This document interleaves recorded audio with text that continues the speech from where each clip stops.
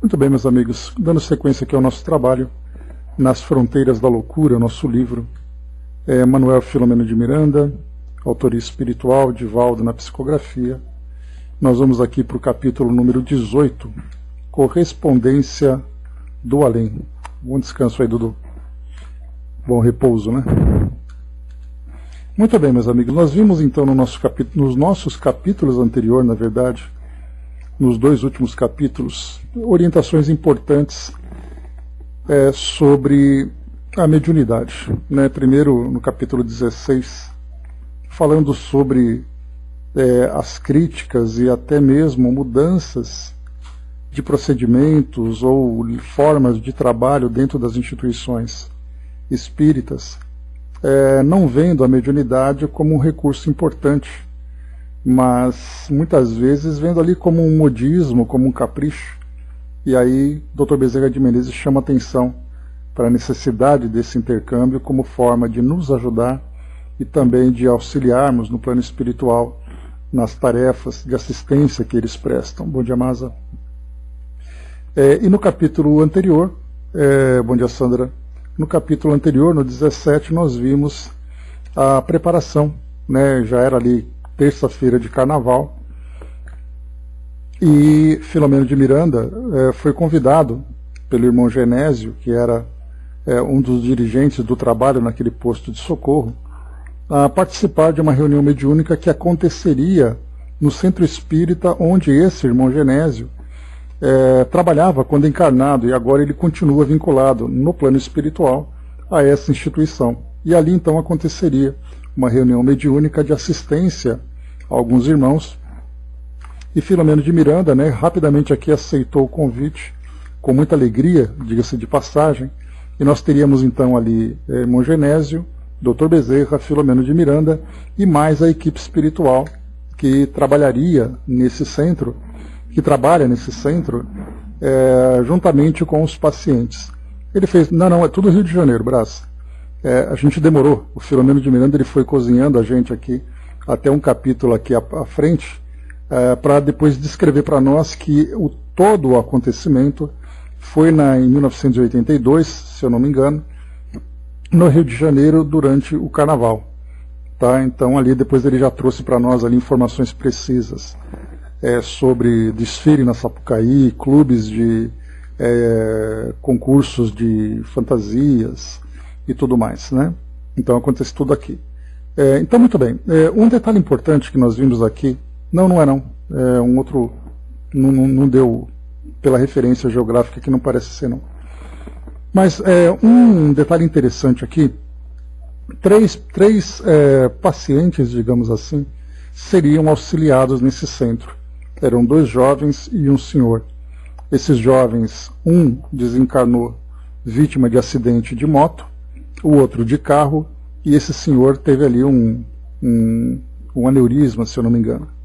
E os três, o que foi interessante aqui, a colocação que ele trouxe, foi que os três se apresentavam numa condição de perturbação, embora tivessem ali acidentes, de certa forma, digamos, aqui ele colocou assim, só para a gente ver, ó. Esses são alguns dos que irão comunicar-se psicograficamente com os familiares. Os dois jovens que aqui chegaram, vitimados, um por acidente automobilístico, enquanto o outro foi por moto.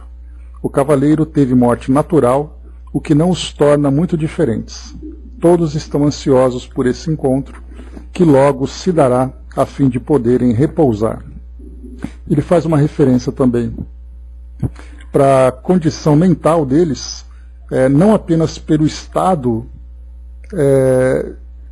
em que se encontram pela desencarnação, mas também pela influência e angústia dos familiares, naquela conexão mental em que há uma troca bastante negativa de dor, de saudade, de medo, de revolta, enfim, sentimentos daqueles mais difíceis, mais perturbadores.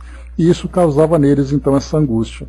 E foi trazido para nós que essa comunicação teria por objetivo duplo efeito. O primeiro, acalmar a família, e o segundo, permitir que esses desencarnados, desses três, além de outros que seriam atendidos, pudessem, uma expressão interessante, remorrer, ou seja, morrer de novo, o que despertou no Filomeno de Miranda uma curiosidade sobre esse termo. E aí então foi explicado pelo irmão Genésio que esse remorrer significa, no momento em que o espírito consegue transformar os seus sentimentos, o que vai também provocar uma mudança nos seus pensamentos, ele consegue se libertar daquela realidade que ele ainda cria vinculada à matéria, passando agora a viver efetivamente como um ser desencarnado, liberto desses laços que o prendiam, então, a sua existência carnal.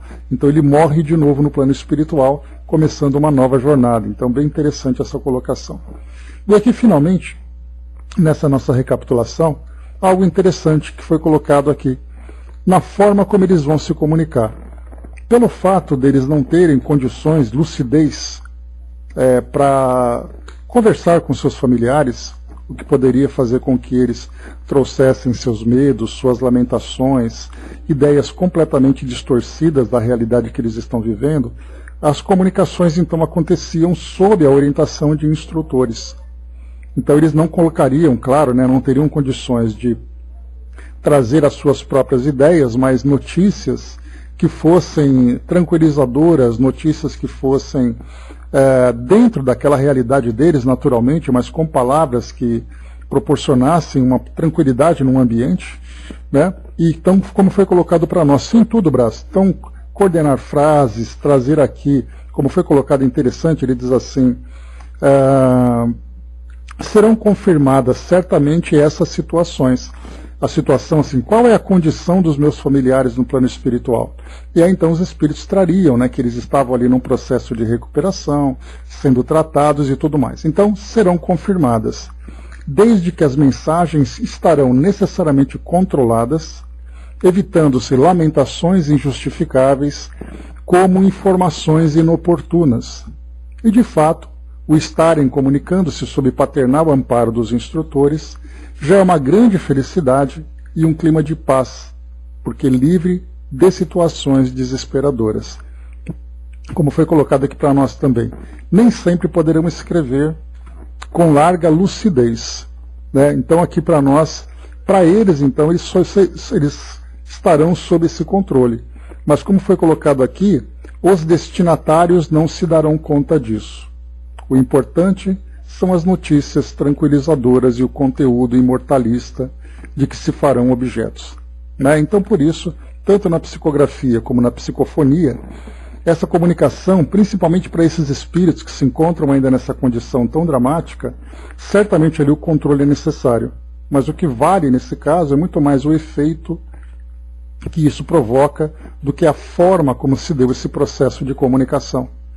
Então, alguns familiares acabam não considerando esse fato e por isso dizem, meu familiar, tal pessoa não fala desse jeito, tal pessoa nunca me trataria dessa forma, tal pessoa não diria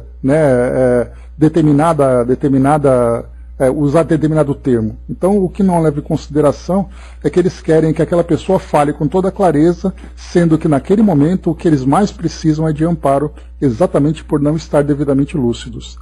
Então, por isso que aqueles que não compreendem, Bom dia, André, aqueles que não conhecem a doutrina espírita, não estudam sobre esse processo mediúnico, acabam ali não ficando satisfeitos. Eles querem simplesmente que as coisas aconteçam dentro do seu jeito, No caso, Brás, a gente tem um detalhe interessante nos trabalhos do Chico, assim como de outros também. Era trazer esses detalhes, esses fatos, para fortalecer nas pessoas essa confiança. Outros médiuns, outras instituições também trabalham dessa mesma forma. Então, procurar trazer alguns detalhes, mas nem sempre isso é possível, porque o espírito que se encontra ali se comunicando, a ideia é como você está. E não assim, quais são os detalhes, me prova que é você. Então, muitas vezes também isso é uma prova, até mesmo para os familiares que precisam estudar, precisam se aprofundar nessas questões espirituais. Muito bem, então aqui começando agora, a reunião então daria início. Era 19h30, como foi colocado, foi feita a leitura do Livro dos Espíritos, a leitura do Livro dos Médiuns, um trecho também aqui do Evangelho segundo o Espiritismo, com alguns comentários que ajudaram na harmonização dos trabalhos que iriam se iniciar. Muito bem, ele vai falar sobre isso, assinaturas, né? Aqui também vai falar sobre esse ponto. Então, capítulo 18, correspondências do além. Após a instrução psicofônica do orientador, que se utilizou de abnegado médium adestrado nos trabalhos de intercâmbio espiritual, iniciaram-se as comunicações dos irmãos excruciados pelas dores decorrentes da última jornada mal sucedida. Então já fala para nós aqui as condições de sofrimento exatamente provocadas pela forma como eles viveram suas encarnações, dando vazão a tendências inferiores, viciações, o fato de não terem se interessado pela transformação moral, pela sua espiritualização. Então eles chegam no plano espiritual nessa condição tão perturbadora. Como é certo que nada ocorre e se repete igual, na questão do despertamento e conduta pós-mortem, cada ser é integralmente único, sob as injunções que lhe são próprias. Então, aquela ideia que a gente tem, que é muito comum, a visão dogmática ou a visão materialista entre aspas, né, porque a visão terrena, vamos dizer, do que acontece após a morte. Então, para muitos, assim como o nascimento, a morte também é vista com muita simplicidade. Morreu, todos morrem. Nascer, todos nascem. Mas ninguém compreende todo o processo espiritual, e o efeito biológico naturalmente, mas o processo espiritual, as condições do espírito para que ele reencarne bem e para que ele desencarne bem. Porque não basta morrer. É importante, é até uma coisa irônica, saber morrer. E esse saber morrer se dá exatamente pela transformação moral que o indivíduo vivencia durante a sua jornada. Então, morrer é um processo biológico. Agora, desencarnar é uma questão muito pessoal. Como foi colocado, cada ser é integralmente único, sob as injunções que lhe são próprias, sobre as condições que ele mesmo cria de acordo com aquilo que ele vivenciou durante a sua jornada terrena. E até mesmo de acordo com a sua história. Então nenhuma encarnação ou nenhuma desencarnação é igual, exatamente porque cada espírito traz ali as suas características. Mas é inevitável, né, o embaixador? Então, assim, tem que reencarnar e tem que desencarnar, faz parte do processo. O importante é fazer isso bem. Podemos observar os resultados positivos de uma reunião mediúnica séria, em que os seus membros somavam esforços para colimar os resultados felizes. Todos os médiuns e doutrinadores irradiavam luzes que diferiam na cor e no tom, correspondendo ao transe em que se mergulhavam e à sintonia com as entidades que se dispunham às incorporações. Antes de continuarmos aqui, no capítulo anterior também foi mencionado que a preparação para essa reunião mediúnica se dava até mesmo 48 horas antes da reunião acontecer. Trazendo aqui, conduzindo os espíritos para o centro espírita, fazendo ali a sintonia entre espírito e médium. Então, uma série de trabalhos que eram feitas,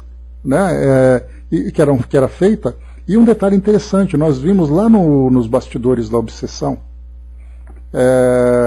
foi nos bastidores ou foi no livro de André Luiz, que falava sobre mediunidade, não me recordo qual dos dois, mas foi nos bastidores. Mas falava exatamente sobre todo o cuidado que os médiuns devem ter na preparação. Então, essas 48 horas não é apenas uma questão assim, de trazer o espírito e fazer a conexão ali dos plugs, né? Mas, na verdade, é até mesmo nas intercorrências que surgem pelo fato dos próprios médiuns criarem obstáculos para isso. Então é um trabalho difícil, um trabalho bastante detalhado, e para isso esse prazo que antecede o início da reunião se dá exatamente para que todos esses cuidados sejam tomados e a reunião aconteça ali com toda a tranquilidade. Bom dia, Fabi. Então por isso que foi colocado para nós aqui, esses médiuns, quando ele diz assim, médiuns e doutrinadores irradiavam luzes que diferiam na cor e no tom, correspondendo ao transe em que se mergulhavam. Então mostra para nós que cada trabalhador, ali por volta de 25, que estavam ali convocados, numa sala que cabia esse número de pessoas, mas tinha ali pessoas, médiuns, trabalhadores, convidados e tal. Então era uma sala grande, de 6x4, que ele colocou para nós, com todo aquele mobiliário discreto, que a gente já viu, como é o recomendável para um trabalho mediúnico. Então, ok, pessoal, por gentileza, só para confirmar para a Regina, para ver se sou eu ou se é ela. Beleza, obrigado. Então, essa preparação aqui, né, nessa sintonia também que se dava com as incorporações. E até mesmo lembrando que a forma como os médiuns se conectavam com esses pacientes, né, com esses atendidos, diferia também pelas próprias condições dos atendidos, dos espíritos ali que estavam participando desse trabalho. Então, se, por exemplo, o médium que vai receber ali a oportunidade, que vai se comunicar, ou melhor, um espírito que vai se comunicar com o médium, sendo que esse espírito se encontra num teor muito baixo, num teor muito desequilibrado. O médium vai entrar em sintonia com ele, portanto, vai assumir características semelhantes para que esse trabalho aconteça, claro que mantendo também a sua própria qualidade moral, mas ele vai precisar mudar o tom da sua vibração para se sintonizar com esse espírito. Outros espíritos que trazem uma tranquilidade maior, o médium também vai estabelecer esse mesmo padrão, que vai ser diferente daquele anterior. Portanto, embora todos no começo da reunião estejam ali juntos, harmonizados para o trabalho, durante o contato há a necessidade desse ajuste vibracional para que essa comunicação aconteça. Então também isso faz parte do mecanismo das comunicações. E continua. O diligente mentor supervisionava a nobre tarefa, encaminhando os mais difíceis de se comunicar, produzindo imantações magnéticas e fluídicas entre eles, e os sensitivos, expressamente receptivos, comportamento esse que facilitava grandemente a operação delicada. Então já mostrava aqui também a qualidade dos médiuns, né, que realmente se colocavam à disposição para que esse trabalho aconteça, não oferecendo resistência, diferentemente de outros médiuns que muitas vezes fazem o trabalho por obrigação, trazem restrições com relação ao ambiente onde eles trabalham, simpatias e antipatias que acabam ali surgindo durante o grupo. Então tudo isso interfere significativamente na comunicação e até mesmo o preparo que precedeu essa reunião do médium, né? Então na forma como ele está no ambiente doméstico, no ambiente de trabalho, qual foi o preparo que ele teve para poder chegar até aquela reunião. Então tudo isso vai sendo colocado, né, nesses quesitos que são analisados. E continua. Os doutrinadores usavam da terapia da bondade, evitando a discussão inoportuna e transmitindo com a palavra serena as vibrações de amor e interesse de renovação que os pacientes assimilavam de imediato. Então já falamos sobre doutrinadores, dialogadores e tal, né? Algumas entidades calcetas, né? Lembrando que os calcetas são aqueles que aquele simbolismo que se tinha na época da escravidão, onde muitas pessoas chegavam, né, acorrentadas nas pernas, nas cinturas, nos punhos, né? E aqui mostra que algumas entidades que chegavam ali para receber assistência, chegavam nessas condições de estarem ali restrito, exatamente como foi colocado, os mais rebeldes que insistiam em perturbar o trabalho, tomando os preciosos minutos. Essas pessoas, esses espíritos que chegavam restritos, eram hipnotizadas pelos dirigentes trabalhadores do plano físico, no que se tornavam auxiliados com segurança por hábeis técnicos de nossa esfera de ação ali operando. Então essa imagem, essa expressão que foi utilizada por Filomeno de Miranda, esses espíritos calcetas, né, que falava daqueles que vinham aprisionados, na verdade eles vinham restritos por forças magnéticas, né? Até mesmo ali no caso, como foi colocado, por uma força hipnótica, fazendo com que eles se tornassem mais dóceis para serem conduzidos e auxiliados durante o trabalho. Porque do contrário, né, aprontariam ali porque eles estavam exatamente sendo conduzidos à revelia de sua vontade, ou seja, iam contra a vontade, estavam obrigados a serem conduzidos, especialmente quando se apresentavam na condição de obsessores. Então por isso eles eram controlados por esses técnicos. Notei que as induções hipnóticas do doutrinador, porque carregadas de energias emantadas do cérebro físico, faziam-se portadoras de mais alto teor vibratório que atingia os espíritos, por sua vez, recebendo a onda mental através da cerebração do intermediário.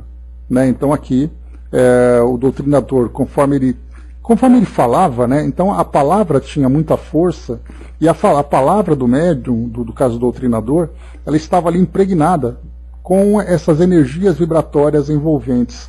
Portanto, não era somente aquilo que o espírito ouvia enquanto ele passava por esse processo de doutrinação, mas ao mesmo tempo também ele era envolvido por essas vibrações. Fato esse que acontece com todos nós. Aqui no nosso mundo físico, conforme a gente vai conversando, interagindo uns com os outros, nós também, nas nossas palavras, nós provocamos um efeito naquelas pessoas que são ali os nossos ouvintes, que se encontram ali interagindo com a gente, mas porque também as palavras provocam um efeito, mas essas energias que fazem parte desse mundo sutil que nos envolve, também são energias que provocam em nós determinados efeitos. Efeitos positivos, quando são as melhores vibrações que estão ali sendo acompanhadas por palavras doces, né? Palavras amorosas, assim como também energias bastante perturbadoras, quando as palavras também são palavras, né, bastante agressivas, por exemplo. Palavras deprimentes, agressivas. Então, nós temos ali os teores diversos que certamente nós conhecemos, até porque isso faz parte do nosso cotidiano. Nós influenciamos e somos influenciados constantemente. Nesse caso aqui, ele fala agora com muito mais intensidade, porque é um trabalho realmente direcionado. E ali nós vamos encontrar, não apenas no trabalho mediúnico, mas, por exemplo, no trabalho médico, no trabalho psicológico, no trabalho em que há uma ação psicológica por parte, por exemplo, de profissionais, de outras pessoas, que dependendo da forma como você se dirige para aquela pessoa que está sendo assistida, nós vamos provocar um efeito duplo. O efeito da palavra e o efeito da vibração, aquele efeito mental que foi colocado para nós. O Fabi colocou aqui em cima, né, a gente ouve bastante isso nas reuniões. Por que vocês me prenderam? Né? Então há essa restrição fluídica, né, energética, que nós ainda conhecemos muito pouco, mas que no plano espiritual é utilizada com bastante frequência nesses casos. Né? O Braz lembrou da autoridade moral, exatamente porque, né, a preparação do doutrinador faz com que ele haja, né, com essa posição. De imediato, cediam ao sono reparador, sendo transferidos para os leitos que lhe eram reservados, como primeiro passo para providências mais expressivas depois. Então, nós vimos aqui que o trabalho começou exatamente com o atendimento desses espíritos mais rebeldes, que ouviam ali as orientações dos doutrinadores, eram envolvidos por essas vibrações, e ali, como foi colocado, eles não tinham resistência para poder ceder a essa influência, a essa hipnose a que eram submetidos. Então eles começavam a entrar nesse sono reparador e depois eram conduzidos para, né, os departamentos devidos para que eles fossem então ali recolhidos e também auxiliados.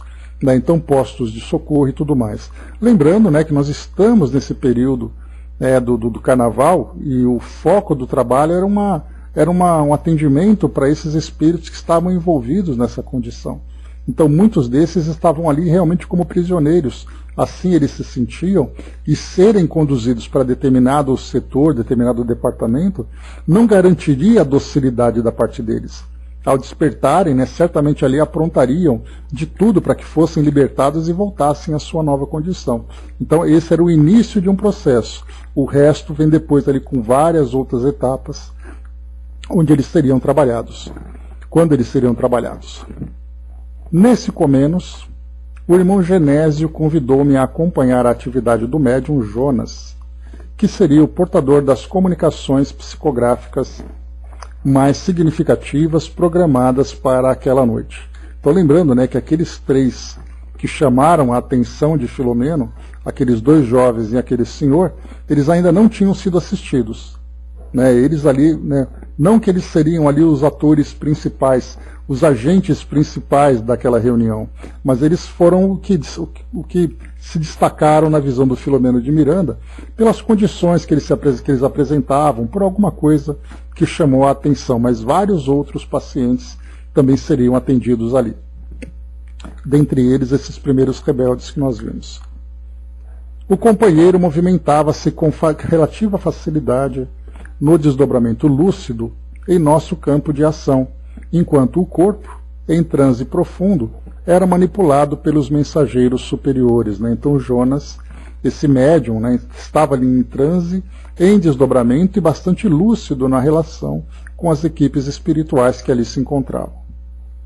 Entreteci com ele ligeira conversação, notando-lhe a timidez e as conquistas espirituais que ele procurava não deixar transparecer, quando o mentor nos trouxe o jovem acidentado na moto.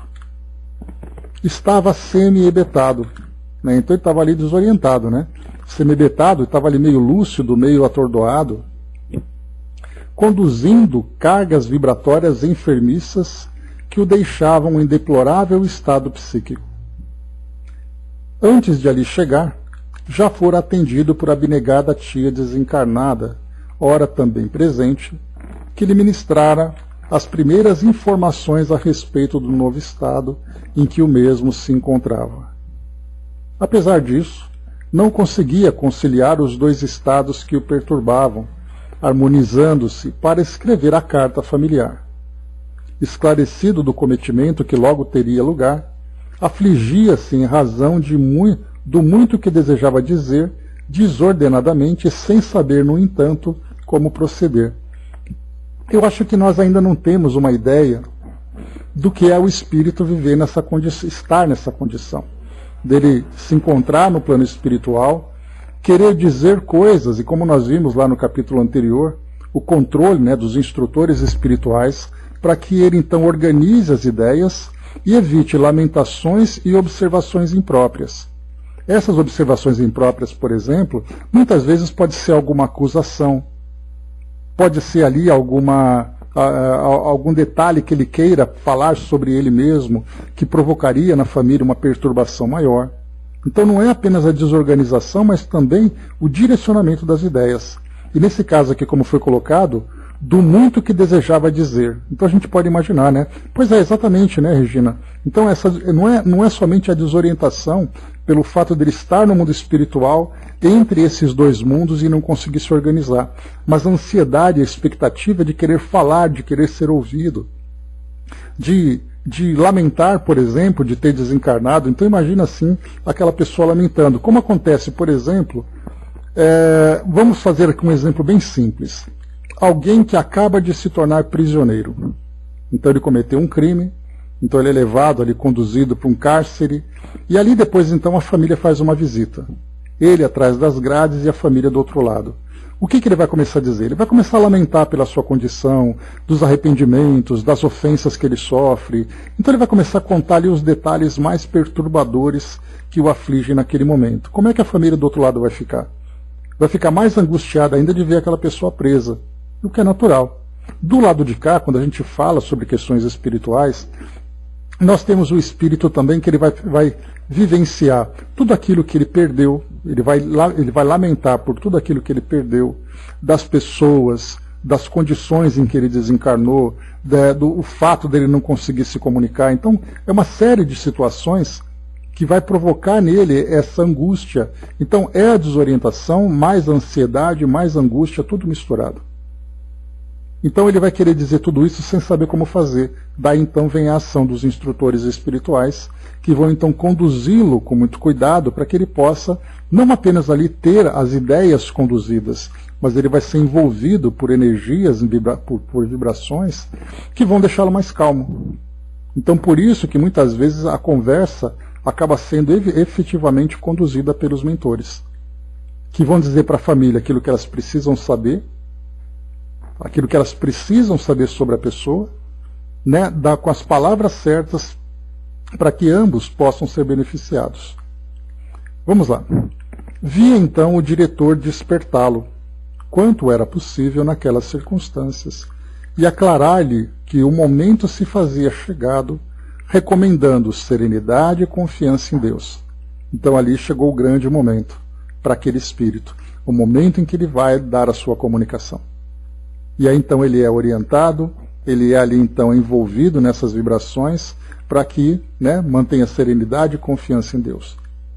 Aplicou-lhe recursos calmantes e, tomando-lhe do braço, sobrepô-lo ao do médium em perfeita sincronia, enquanto controlava os centros motores do encarnado para o ditado cuidadoso.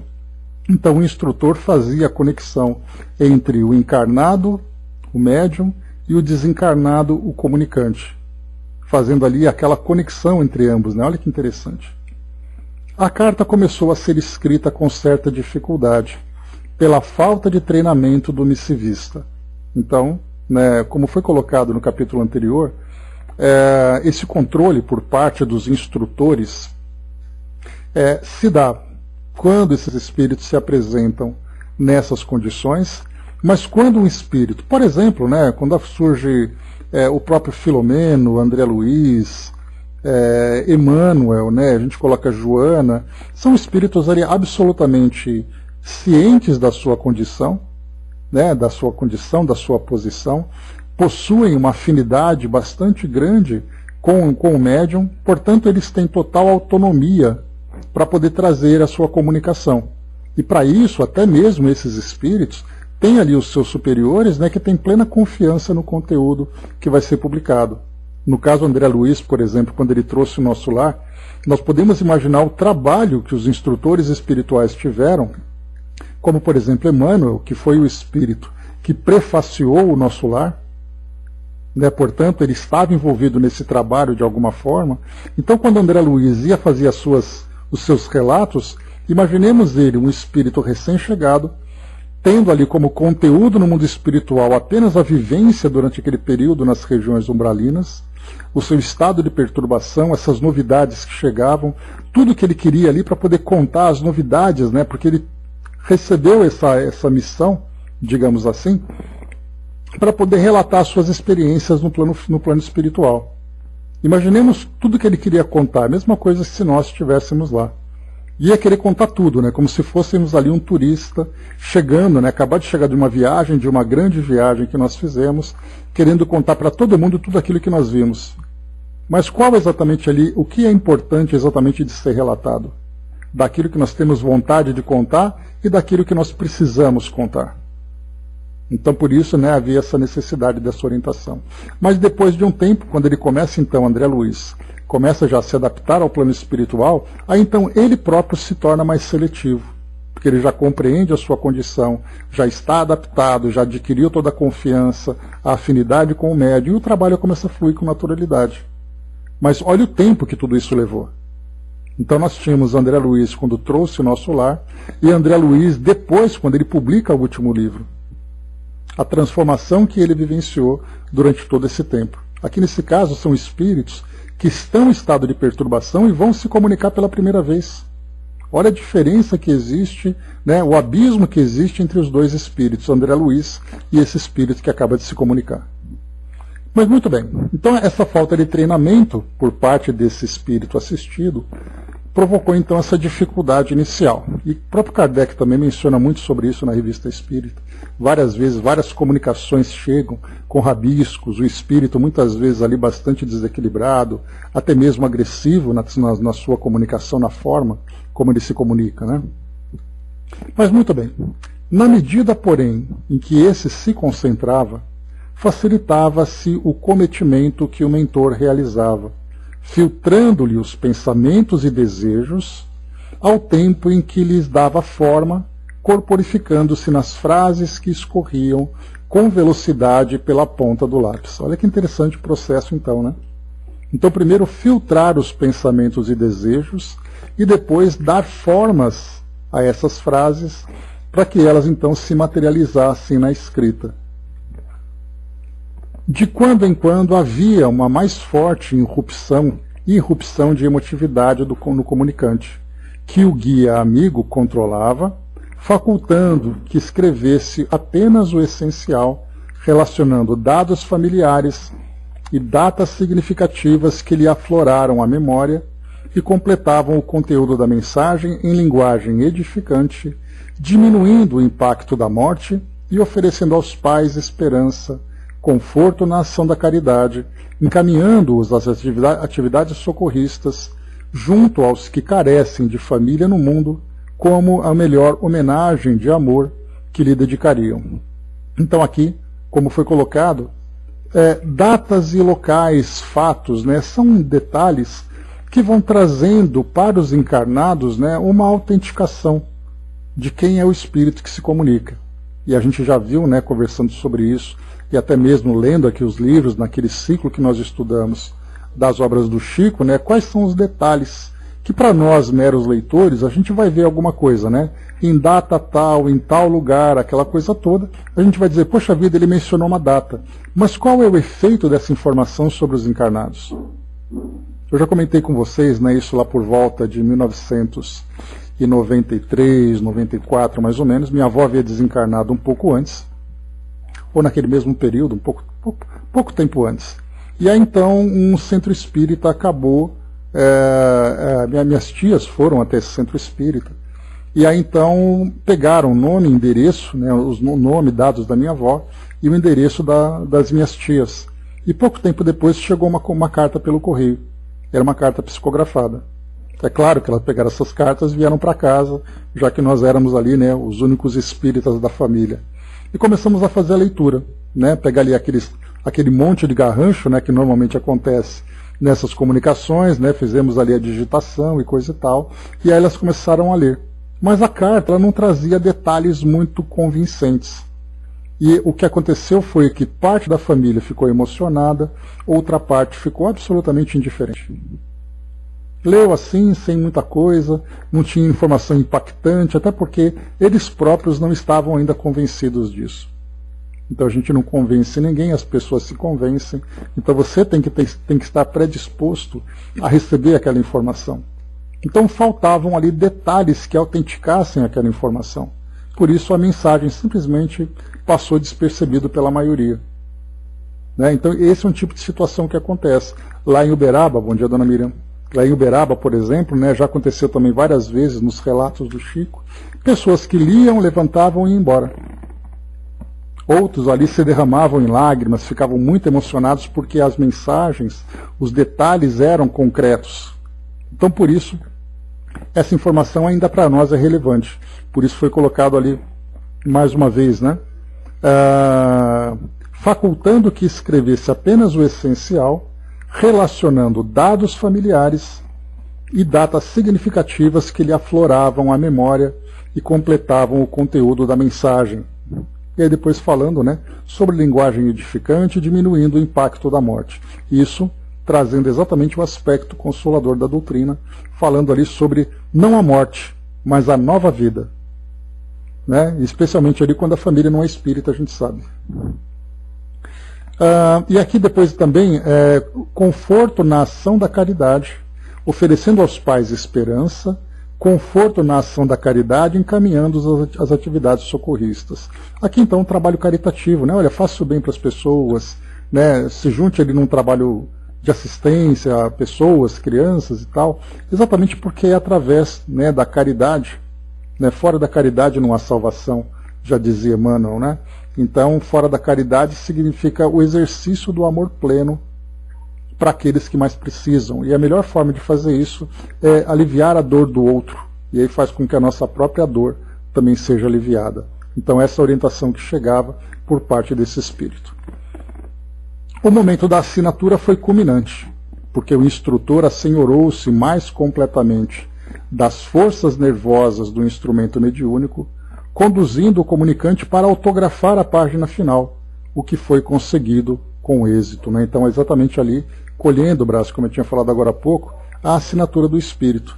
E aí então os pais, né, certamente ali os pais e outros familiares vão ficarem muito encantados de perceber que a assinatura se parecia com aquela que a pessoa fazia quando encarnada. Então esse foi o primeiro jovem que foi atendido. Ato contínuo, via cercar-se o outro jovem que perecera num acidente automobilístico e percebi que o espírito encarnado do sensitivo servia de hábil intermediário, ele próprio escrevendo com independência mental a nova página de reconforto. Então esse jovem aqui, o primeiro foi do acidente de moto, esse segundo do acidente de carro, esse já apresentando uma condição melhor. O desencarnado ditava-lhe o que desejava informar, ao tempo em que somava detalhes novos e fatos de importância, que eram grafados no estilo de linguagem do próprio médium. Então, nesse caso, né, não era o espírito que usava aquela linguagem, muitas vezes jovial, despojada e tudo mais, né? Então havia ali, né, a influência, no caso do médium, como a gente tem visto aqui nos nossos trabalhos, né, a influência que cada um de vocês médiums acabam exercendo ao receberem uma comunicação. Ante o assombro que me tomou, o diretor esclareceu-me. A grande sensibilidade do perceptivo, que é dotado de aparelhagem psíquica muito delicada, sofreria danos graves se ficasse sob a indução fluídica do comunicante, que, no estado de grave perturbação em que se encontra e experimentando os sérios conflitos que o atormentam, destrambelharia esses sutis equipamentos de base nervosa, prejudicando a organização mediúnica e a saúde do cooperador humano. Tendo em vista a facilidade de movimentar-se entre nós e bem conduzir as suas forças medianímicas, o caro Jonas atua comandando o corpo com muita facilidade, como se fora um desencarnado, agindo sobre a estrutura mediúnica. A comunicação é fiel tanto quanto seria uma carta que o diligente escriba traçasse sob o ditado de pessoa analfabeta, que lhe pedisse escrevê-la informando o que desejava noticiar. Aqui é interessante, então o fenômeno que está acontecendo aqui agora é que, em vez de haver a conexão entre o espírito e o médium, na verdade o espírito está fazendo um ditado. Enquanto o médium, nesse estado de transe, de desdobramento, ele ouve o que o espírito está dizendo e ele próprio, médium, escreve naquele estado de transe. E aqui a gente lembra, né, a Central do Brasil, aquele filme, né, brasileiro, em que Fernanda Montenegro ficava ali na rodoviária. Ela era escrevedora de cartas, né, como dizia, e ela então ouvia muitos relatos de pessoas, né, que eram originárias do nosso Nordeste brasileiro, enviando comunicações, pessoas que não sabiam escrever.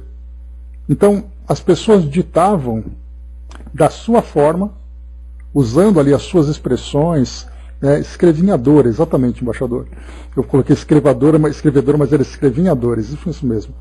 Então, as pessoas colocavam ali as expressões, né, usando ali as suas dificuldades, os seus erros de ortografia, de gramática, mas ela escrevia da forma correta. Então, nesse filme a gente tem uma similaridade muito grande com o que acontece aqui agora. Então, o jovem fala com a sua linguagem, né? Poxa, mãe, tá doendo pra caramba.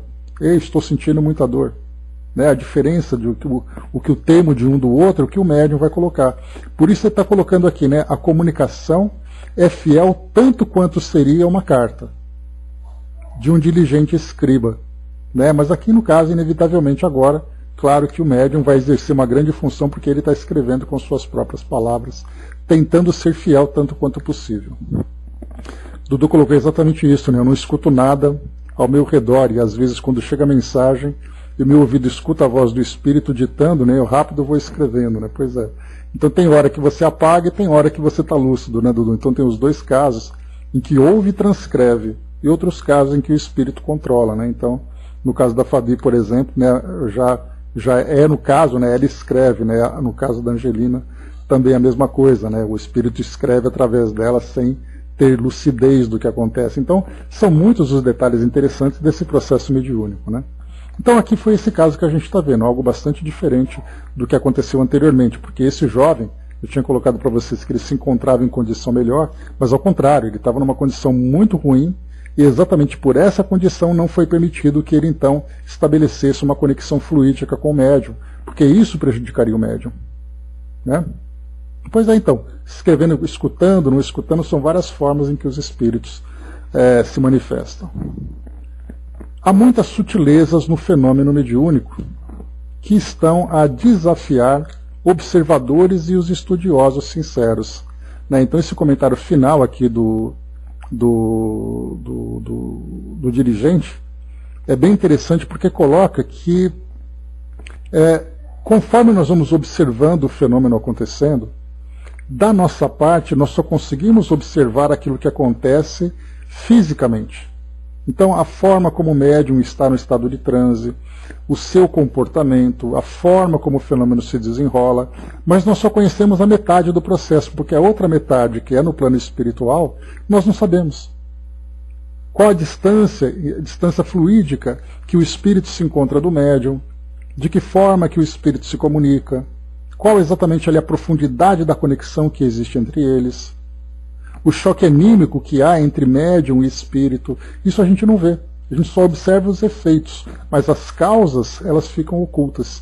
Por isso, como ele coloca aqui no final, há muitas sutilezas no fenômeno mediúnico que estão a desafiar os observadores e os estudiosos sinceros. Então a gente fica imaginando, né, nos grupos de trabalho do plano espiritual, também há ali os grupos, né, de pesquisas, né, que devem estudar todas as formas possíveis de comunicação entre mundo físico e mundo espiritual. Dito isso, né, Brasa, a gente lembra sempre da transcomunicação instrumental, que também foi ali, certamente não foi por acaso que aconteceu.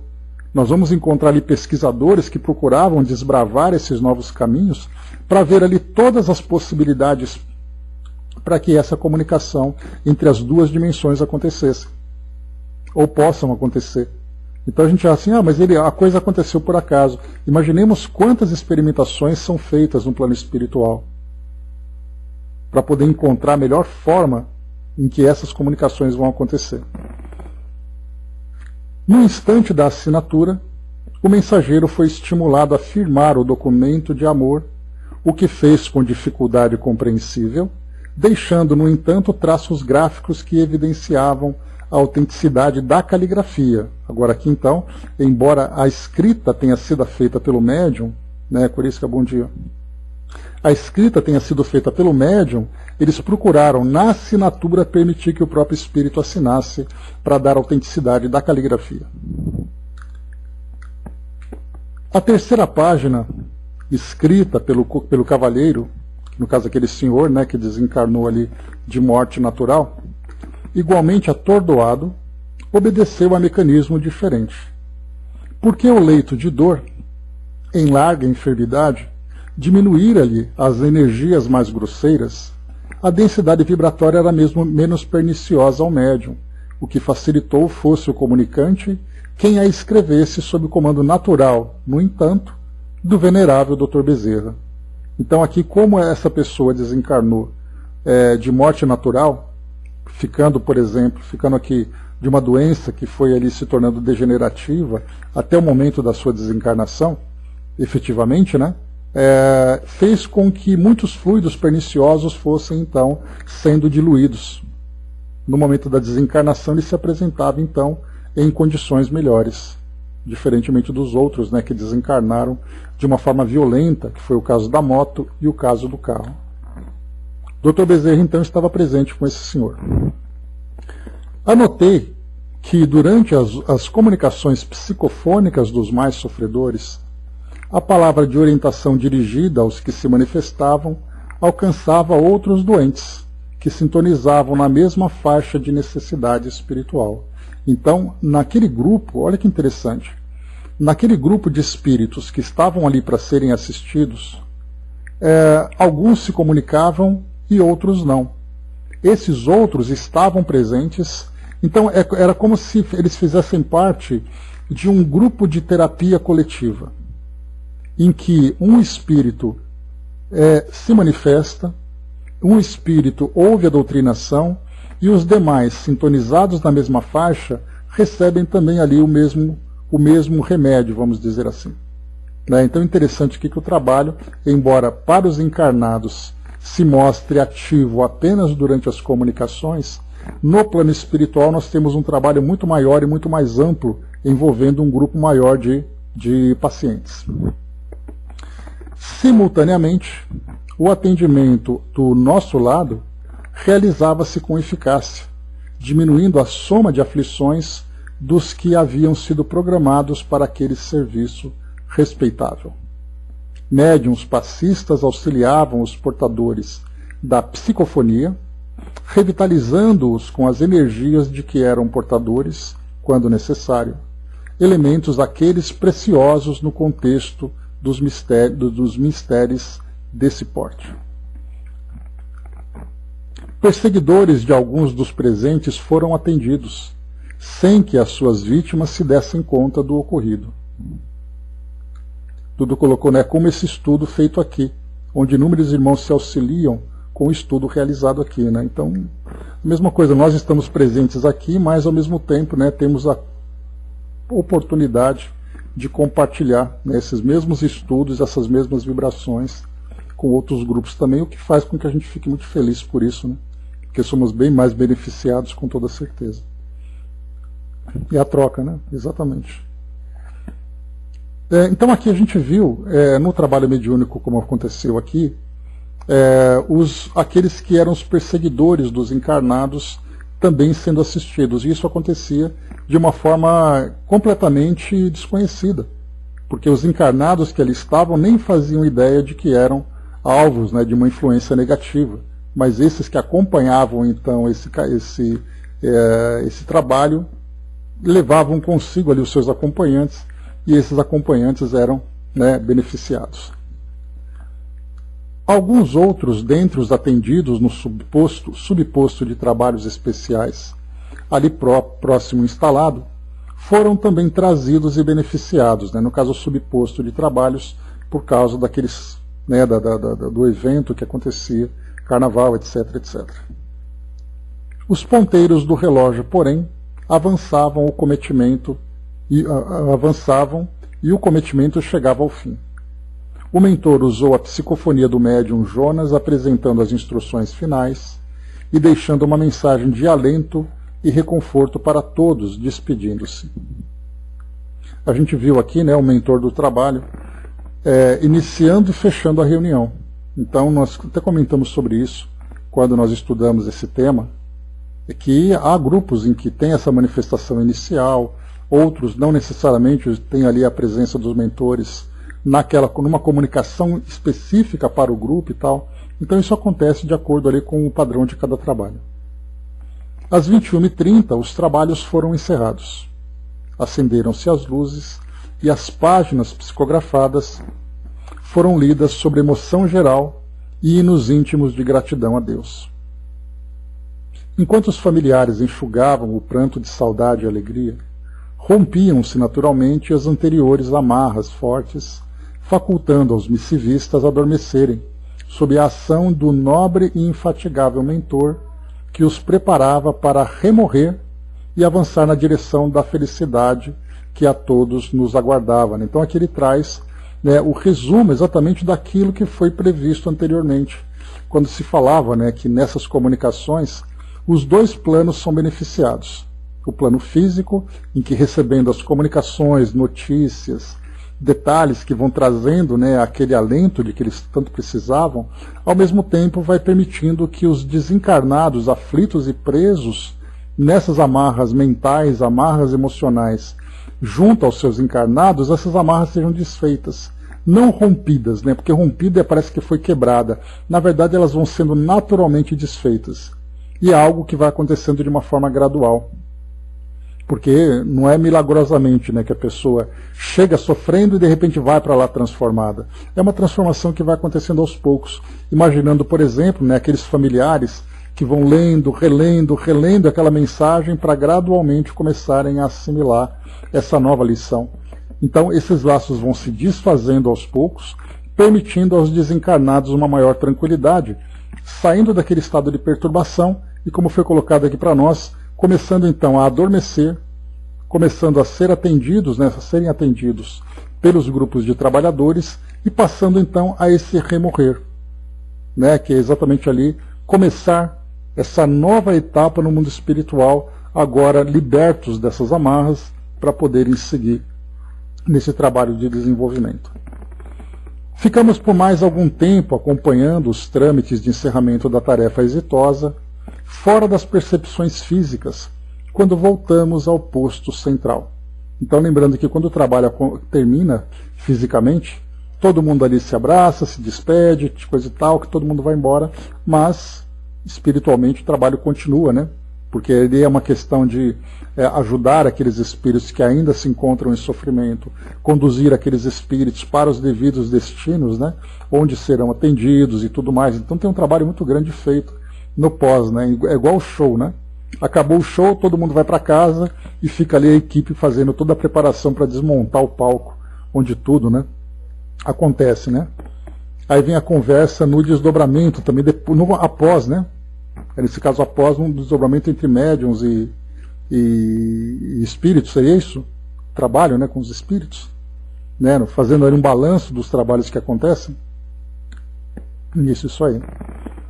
Então, quer dizer, tem muita coisa que acontece no pós, né? Então a gente vê tudo com tanta facilidade, tanta simplicidade da nossa parte, mas tem uma preparação antes e depois, né, o término, né, todo o processo para a finalização da tarefa. A alucinação carnavalesca prosseguia acelerada cá fora no mundo das formas, né? Então aqui finalizando